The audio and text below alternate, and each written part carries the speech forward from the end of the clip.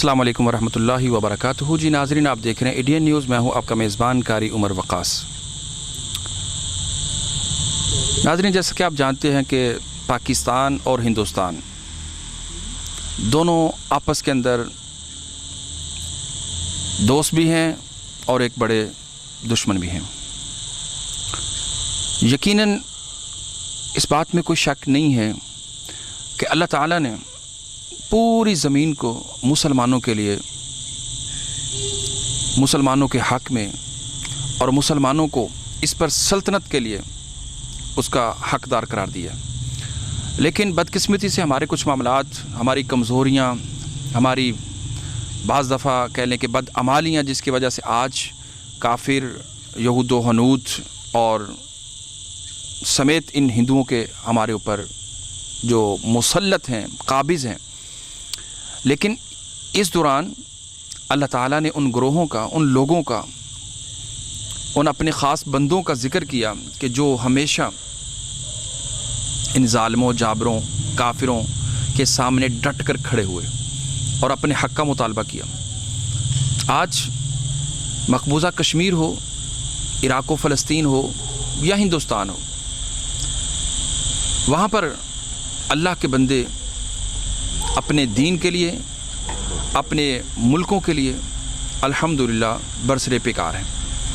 अपनी हक़ ख़ुद अरादियत के लिए, अपनी आज़ादी के लिए अपनी जानों का नजराना पेश कर रहे हैं। इन सारी बातों को जानने के लिए कि आज ये तहरीक कहाँ और किस हद तक जो है वो पहुँच चुकी है, मेरे साथ आज मौजूद हैं वज़ीर जिल खानाजात आज़ाद जम्मू कश्मीर चौधरी मोहम्मद इसहाक़। आइए उनकी तरफ चलते हैं कि आज जो अय्याम जिनसे मैं और आप गुज़र रहे हैं, इंडिया के अंदर खालिस्तान की एक तहरीक चली 6 जून से लेके अब तक। RRS और भारतीय हुकूमत, उनके ओछे हथकंडे, उनके ऊपर जुल्म और बर्बरियत और उनके सोशल मीडिया के अकाउंट्स को ब्लॉक करना, उनकी पकड़ धकड़ करना, उनको हरासा करना। लेकिन इसके बावजूद सिख बरादरी का पाकिस्तान के लिए और खालिस्तान के लिए ज़िंदाबाद का नारा लगाना, ये कितनी अहमियत का हामिल है। अस्सलाम वालेकुम। वालेकुम अस्सलाम जी। फिर सब कैसे हैं? ठीक है, अल्लाह का शुक्र है। आप कश्मीर के हवाले से, कश्मीर की तारीख़ के हवाले से बहुत बारीक बीनी से और माशाल्लाह बहुत बड़ी गिरफ्त रखने वाले हैं। खालिस्तान की तहरीक जो साल हा साल से इंडिया के अंदर चल रही है, आज आप उसको किस मकाम पर देख रहे हैं? देखिए जी, खालिस्तान की तहरीक 1947 से है, बल्कि 1940 को जब करारदाद पाकिस्तान मंजूर हुई थी तो सिखों ने तब भी अलहदा वतन का, अलहदा मुल्क का मुतालबा किया था। लेकिन आपको एक बात का इल्म है कि हिंदू जो बनिया है ना, वो बड़ी लंबी चाल चलता है। जिस तरह ये RSS अब 125 साल बाद, लेकिन 125 साल एक अरसा है, उसके बाद हुकूमत में आई और उसने अपने जो उसका मिशन था वो उसको मुकम्मल कर रही है। बदकिस्मती से हमें समझ नहीं आ रही, बिल लंबी बात हो जाएगी। तो जो उस वक्त सिखों के लीडर थे ना, मास्टर तारा सिंह, वो सिख थे। मास्टर तारा सिंह एक्चुअली चकवाल के रहने वाले हिंदू थे। तारा राम उनका नाम था। लेकिन जिस तरह यहूदी हमारे मदरसों में अपने स्कॉलर भेजते हैं, वो लंबी दाढ़ियाँ रखते हैं, कुरान पाक का इल्म हासिल करते हैं और फिर वो हमें मुख्तलिफ फ़िरक़ों में तकसीम करके फिर हम पे हुकूमत करते हैं। इसी पिछले दिनों में भी पाकिस्तान में हमारे गुमनाम इदारों ने ऐसे लोगों को पकड़ा है कि जो हमारे इदारों के अंदर एक आला ओहदों पर जो फाइज थे। मास्टर तारा सिंह एक्चुअली तारा राम था, उसको उन्होंने सिख बना के मशरकी पंजाब भेजा ताकि वो सिखों का लीडर बन गया और उसने सिखों को वर्गला के उसने कहा कि असल में हमसे हुकूमत छीनी थी मुसलमानों ने, और वक्त आ गया है कि मुसलमानों से वो बदला चुकाया जाए। इसलिए हिंदुओं ने सिखों को इस्तेमाल करके मुसलमानों का 47 में कत्लेआम करवाया। और बदकिस्मती है, ये कहने पे मजबूर हैं कि तब सबसे ज़्यादा कत्लेआम जो किया था वो सिखों ने किया था, जिसको शायद अब कहना और पाकिस्तान में की मुसलमानों की 50-55 हज़ार औरतें भी हिंदुओं और सिखों के घरों में अब तक हैं। वो किस जुर्म की पदाश में वहाँ पे मौजूद हैं? देखिए जी, वो जुर्म तो सिर्फ जो हमने एक स्टेट ली थी, ला इलाहा इल्लल्लाह, पाकिस्तान का मतलब क्या, ला इलाहा इल्लल्लाह, उस जुर्म की सज़ा उन्होंने भुगती है। और आपको ये भी आपके इल्म होगा कि 3-3.5 लाख लोग शहीद हुए थे। कश्मीर जम्मू में जो कत्लेआम हुआ था, जिसकी यादें अब तक लोगों के दिलों से नहीं महव हो सकीं, 72 साल के बाद भी लोग उनको उसी तरह याद करते हैं जैसे ताज़ा वाक़या था। और सिखों का असल में, आपने ये पूछा कि ये जो सिखों की तहरीक है, तहरीकें वक्ती तौर पे दब तो जाती हैं, ख़त्म नहीं होती। 70 और 80 की दहाई में गोल्डन टेम्पल पे जिस तरह ऑपरेशन किया जर्नैल सिंह भिंडरांवाला, वो जिस तरह सिखों का कत्लेआम किया गया, और वो दिन चुने गए जब वहाँ सिखों का त्यौहार था और लाखों लोग तहतीक कर दिए गए। वक्ती तौर पे वो तहरीक दब तो गई, लेकिन वो चिंगारी अब फिर शोला बन गई। उस तहरीक, उस कत्ल गारतगरी में जितने लोग यतीम हुए, वो सारे हिंदुस्तान से भाग के दूसरे मुल्कों में चले गए। और आपने पिछले दिनों देखा है कि जस्टिन ट्रूडो, जो कनाडा का वज़ीर आज़म है,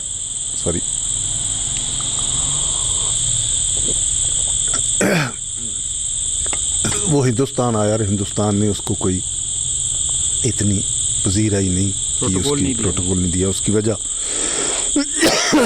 क्योंकि कनाडा में 4 सिख स्टेट के मिनिस्टर हैं, इवन देन के वज़ीर दाखिला भी सिख है कनाडा में, और उन्होंने खालिस्तान तहरीक को वहाँ इतना मजबूत कर लिया है कि वहाँ की हुकूमत भी सिखों के लिए आवाज़ उठाती है। सिख बरादरी हमेशा कश्मीर और पाकिस्तान के मुसलमानों के साथ खड़ी हुई है। आप क्या समझते हैं कि इस वक्त जो तहरीक है उसके अंदर मुसलमानों का किरदार क्या होना चाहिए? देखें जी, बड़ी सीधी बात है, कोई किसी के साथ खड़ा क्या होना है, दुश्मन दुश्मन का दोस्त होता है, दुश्मन का दुश्मन दोस्त होता है। कश्मीरियों को भी कश्मीर पे गासबाना कब्जा करके हिंदुस्तान ने और अक़वाम मुत्तहिदा की करारदादों को रोंद के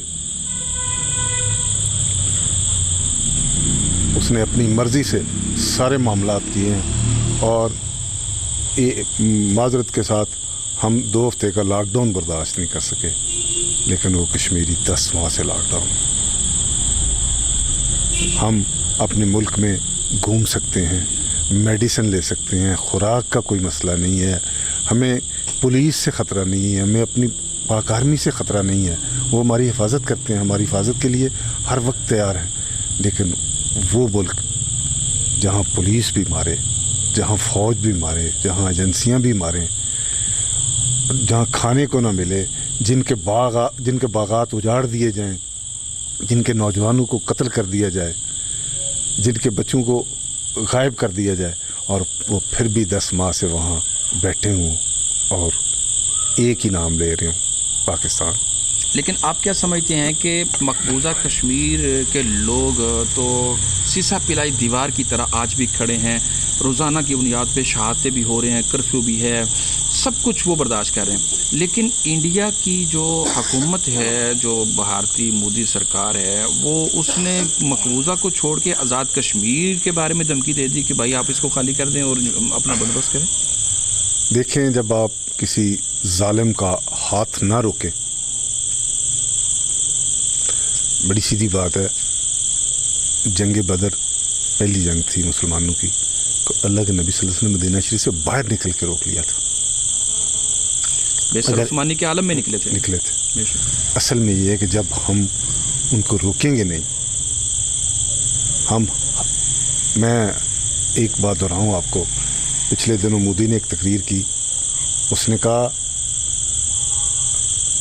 बाबरी मस्जिद, राम मंदिर डन, ये उसकी स्पीच है। 370 डन, 35A डन, कश्मीर में लॉकडाउन डन। जो मैंने आपके साथ वादा किया था वो मैंने हर वो वादा पूरा किया, लेकिन हमने बदकिस्मती से उसको मजाक समझा कि ये सियासी नारा है, ये इलेक्शन जीतने के लिए शायद मोदी लगा रहा है। हमने उसको संजीदगी से लिया ही है। अगर हम उसको इलेक्शन में संजीदगी से लेते और उसका कोई सदेबाब करते तो शायद हमें ये दिन न देखना पड़ता। आप क्या समझते हैं कि जो मौजूदा हुकूमत ने कश्मीर के हवाले से पॉलिसी इख्तियार की, मकबूजा कश्मीर के हवाले से आवाज़ उठाई, बहुत अच्छी तकरीर भी हुई खान साहब की जनरल असम्बली में, और पाकिस्तान में हर वीकली जुमे के दिन जो है वो एहतजाज का भी तरीक़ाकार इख्तियार किया गया, क्या ये कम था या इससे बढ़कर हमें कुछ करना चाहिए था? देखें जी, बड़ी सीधी बात है, कमज़ोर की कोई बात नहीं सुनता, ये तो आपको मानना पड़ेगा। नहीं, बात तो उन्होंने जनरल असम्बली में खड़े होकर सब ने सुनी। देखें, मैं एक अर्ज़ करूं, मैंने जो भी पहले बात की है कि उसने जो कहा उसने प्रैक्टिकली किया, मोदी ने। बदकिस्मती है कि हमने जो कहा उस पर कभी अमल नहीं किया। हमें चाहिए था कि हम और कुछ नहीं, सफारती सतह पे पूरी दुनिया में फैल जाते। अब देखें ना, यूरोपीय यूनियन, अक़वाम मुत्तहिदा, पूरी दुनिया की NGOs, पूरी दुनिया की सिविल सोसाइटी, पूरी दुनिया के जो सिविलाइज्ड लोग हैं वो चीख के कह रहे हैं कि हिंदुस्तान जुल्म कर रहे हैं, हिंदुस्तान ज़्यादती कर रहा है, हिंदुस्तान को रोको। इसमें हमें चाहिए था, शायद हम कर भी रहे होंगे, लेकिन मैं चाहता हूँ कि इसको भरपूर तरीके से अल्लाह ने हमें मौका दिया है कि एक फ़ज़ा हिंदुस्तान के ख़िलाफ़ पूरी दुनिया में बन गई है और एक तहरीक की शक्ल इख्तियार कर गई है। आप देखें ना, एक काला पुलिस में एक काले को की डेथ हुई है, सिया फार्म की डेथ हुई है, और पूरी दुनिया में वो तहरीक की शक्ल इख्तियार कर गई। हम 57 मुल्क के मुसलमानों, हम एक नहीं हो सकते। बदकिस्मती है कि आपने ये बात, एक नारा सुना है उनका न्यूयॉर्क में कि वी आर नॉट अरब, हम अरब नहीं है कि आप बमबारी करके तो हमें मार देंगे। वो अपने मुल्क के प्राइम मिनिस्टर को कह रहे हैं, और ये मुसलमानों के मुंह पे बहुत बड़ा तमाचा नहीं है? बड़ा तमाचा है कि बस क्या लगता है, यानी मुर्दा ज़मीर को उन्होंने जगाने की कोशिश की है, लेकिन उम्मत मुस्लिमा अब भी गफलत की नींद जो है वो सो रही है। अच्छा, आप क्या समझते हैं कि आज जो मौजूदा हुकूमत है, मकबूजा कश्मीर के हवाले से जो पॉलिसी तरतीब दी है, जो प्लान दिया है, हमारे अल्हम्दुलिल्लाह जो सफारती मामलात हैं उसको मिन्नो अन पूरा कर रही है, या कि मज़ीद कुछ इक़दामात उठाने की ज़रूरत है? देखें जी, हम तो इस इंतज़ार में हैं कि वो अगर उन्होंने आज़ाद कश्मीर में कुछ किया तो हम उसका ये जवाब दें। हम ईंट का जवाब पत्थर से देंगे। वो एक कदम बढ़ाएंगे, हम 10 कदम बढ़ाएंगे। लेकिन बड़ी सच्ची बात है, अभी तक हम डिफेंसिव पोजीशन। आपने खालिस्तान की बात की थी, आप देखें ना कि 2020 को उन्होंने रेफरेंडम का साल करार दिया है खालसा तहरीक ने, और उसके लिए पूरी दुनिया में सिखों में रेफरेंडम हो रहा है, जहाँ जहाँ भी सिख आबाद है। और वो कहते हैं इसके बाद मशरकी पंजाब में भी रेफरेंडम करवाएंगे। करवा सकते हैं या नहीं करवा सकते? वो पूरी दुनिया में, और उसकी तैयारियां हो रही। منظم اس کو تحریک کو کیا جا رہا ہے. کس نے کیا ہے؟ وہ لوگ جو گولڈن ٹیمپل میں جن کو قتل کیا گیا تھا ان کی اولادیں پوری دنیا میں پھیلی اور وہ پوری دنیا کو مجبور کر رہے ہیں کہ سکھوں کو، سکھ ایک علیحدہ قوم ہے، علیحدہ مذہب ہے، ان کو علیحدہ ملک چاہیے جو جس پر ہندوستان نے غاصبانہ قبضہ کیا ہوا ہے.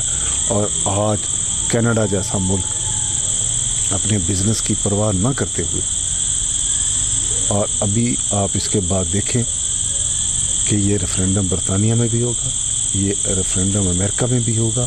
آپ کو پتہ ہے کہ ہندوستان کا وزیر خارجہ پچھلے 2 ماہ سے امریکہ میں بیٹھا ہوا ہے صرف اس ریفرینڈم کو اور اس تحریک کو روکنے کے لیے، جس میں وہ ناکام ہو گیا ہے. جو مذاکرات کر رہا تھا وہ سکھوں کے ساتھ، وہ کامیاب نہیں ہو اس کی. اچھا، آپ کیا سمجھتے ہیں کہ جو انڈیا نے دھمکی دی ہے ایک، کیا وہ یہ غلطی کر سکتا ہے آزاد کشمیر کے حوالے سے کوئی بھی قدم اٹھانے سے؟ دیکھیں، گیدڑ کی جب موت آئے تو شہر کی طرف بھاگتا ہے. اللہ کا اپنا نظام ہے. ظلم جب بڑھتا ہے تو مٹ جاتا ہے. ظلم اتنا بڑھ گیا ہے کہ میرے اللہ نے جس طرح یہ اب ایک ہی کرونا سے پوری دنیا، کسی کو ڈیفنس کا یاد ہے، کسی کو بزنس یاد ہے، کسی کو اپنی معیشت یاد ہے. ہر بندہ اپنی جان بچانے کے لیے کر رہا ہے. ہر گورنمنٹ، ہر قوم ویکسین کے پیچھے پڑی ہوئی ہے. اس لیے وہ کیا کہتے ہیں، ہم تو اسی سارے زندہ ہیں کہ اللہ ہی بہتر کرے گا. یعنی آپ کے نزدیک وہ ایسی جرت نہیں کر سکتا، اگر کرنے کی کوشش کرے گا تو پاکستان کے ادارے الحمدللہ اس پوزیشن میں ہیں کہ اس کو اچھا جواب میں سمجھوں گا کہ اگر ہندوستان نے یہ غلطی کی تو میں آپ کو اپنے خون سے لکھ کے دیتا ہوں کہ انشاءاللہ ہندوستان ٹکڑے ٹکڑے ہو جائے. اور یہ وہ غلطی کبھی نہیں دہرائے، کبھی نہیں کرے گا. اس لیے کہ شاید ان کو چائنا کی، جو ابھی پچھلے دنوں ان نے چائنا کے خلاف، دیکھیں نیپال جیسا ملک جو ان کا لے پالک بچہ تھا وہ بھی آنکھیں دکھا رہا ہے ان کو. کس وجہ سے؟ کہ ان کا پوری دنیا میں امیج خراب ہو گیا. نہیں، چین کی تو فوج بہت لداخ کے بہت سارے علاقوں کے اوپر جو ہے وہ قابض ہو چکی ہے اور بڑے آسانی سے انہوں نے جو ہے نا وہ اس کو اچیو کر لیا ہے. تو آپ کیا سمجھتے ہیں کہ بھارت اندر سے کمزور نہیں ہو چکا؟ دیکھیں نا، میں پھر کہوں گا تھا، ایک گولی چلی ہے، فوج آمنے سامنے کھڑی ہے، دھکے مارے ایک دوسرے کو، ڈنڈے چلا رہے ہیں. پرانی یاد کبھی یعنی چاقو اور چھری کی نوبت بھی نہیں آئی، تلوار کی نوبت بھی نہیں آئی، تیر کی نوبت بھی نہیں آئی.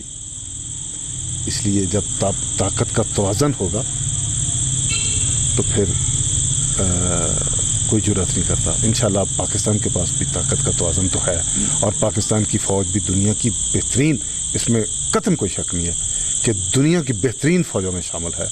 اور میں سمجھتا ہوں کہ دہشت گردی کو پوری دنیا میں کوئی کنٹرول نہیں کر سکا سوائے پاکستان آرمی کے. آپ کیا کہنا چاہیں گے اس حوالے سے کہ ابھی میرا خیال میں انڈیا کو شکر کرنا چاہیے کہ ابھی یہ فوجی چائنا کے تھے، پاکستان کے نہیں تھے.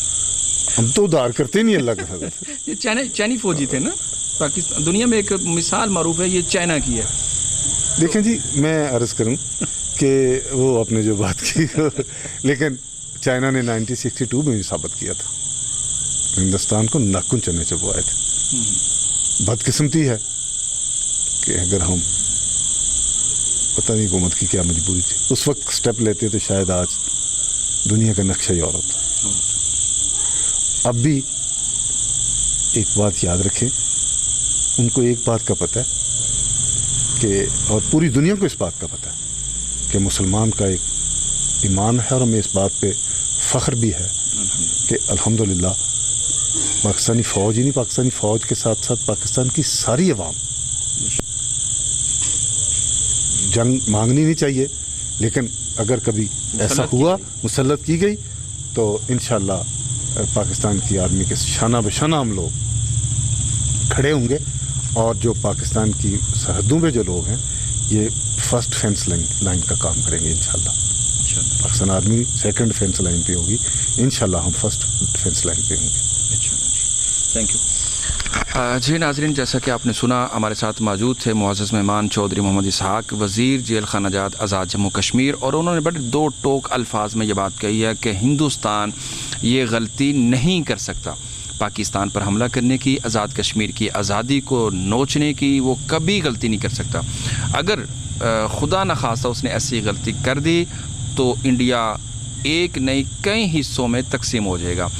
انڈیا کو کئی ٹکڑوں میں جو ہے وہ تقسیم کر دیا جائے گا. پاکستان کی آرمی, پاکستان کی ایٹمی طاقت, پاکستان کی ایٹمی عوام جو ہے وہ, چونکہ پاکستان کی عوام کی جو ایٹمی طاقت ہے وہ لا الہ الا اللہ ہے. وہ کسی بھی محاذ پر اپنے اداروں سے, اپنی فوج سے پیچھے نہیں ہیں. ان کے شانہ بشانہ جو ہے وہ ہر محاذ پر کھڑی ہے. اور خالصتان کے حوالے سے انہوں نے کہا کہ خالصتان تحریک اس وقت صرف انڈیا میں نہیں پوری دنیا میں پھیل چکی ہے, اور بڑے منظم طریقے سے جو ہے وہ دن بدن بڑھتی جا رہی ہے. اور 2020 کو سکھ برادری نے اس کو جو ہے وہ ریفرینڈم کا جو درجہ دے رکھا ہے, ممکن ہے کہ وہ اس کے اندر کامیاب ہو جائیں کروانے میں. لیکن جو انڈین آرمی کے اور انڈین حکومت کے اور اس کی دہشت گرد تنظیموں RRS اور دیگر کے جو اوچھے ہتھ کنڈے ہیں, وہ شاید جتنے بھی حربے ہیں اس کے ناکام ہو جائیں کہ ان کو دبانے میں. چونکہ جب لوگ اپنے حق کے لیے کھڑے ہو جاتے ہیں تو پھر وہ یقیناً کامیابی کو جو ہے وہ پانے میں جو ہے وہ کامیاب ہو جاتے ہیں. تو انشاءاللہ نئے پروگرام اور نئے انداز سے آپ سے جلد کریں گے ملاقات. میرے کیمرہ مین عثمان علی کے ساتھ مجھے دیجیے اجازت. دیکھتے رہیے ADN نیوز. اللہ حافظ.